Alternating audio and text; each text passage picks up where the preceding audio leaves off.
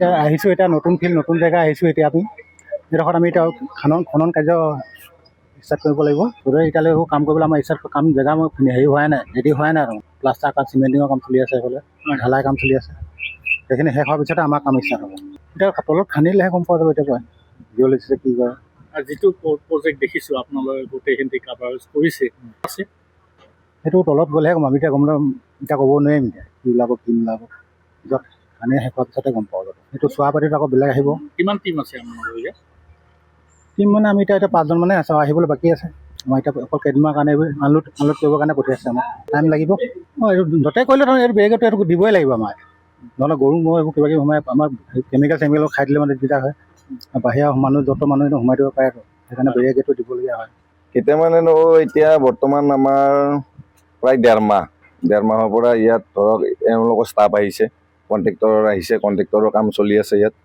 তাৰপিছত এনেকৈ চলি আছে। এতিয়া ৰিগ পাৰ্টি আহিছে, মানে গাড়ীবিলাক আহিছে।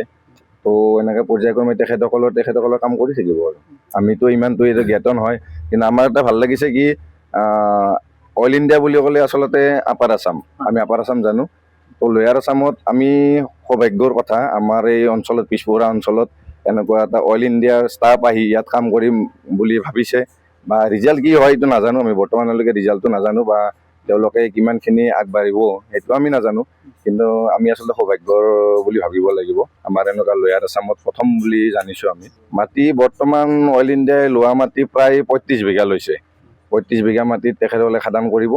ইয়াত বাকী ধৰক আৰু আমাৰ ৰাস্তাৰ কিছু আছে মাটি, ৰাস্তাখিনিতো ৰাস্তা বনাইছে, সৰু ৰাস্তা আছিলে ডাঙৰ কৰিছে তেওঁলোকে, এনেকুৱা।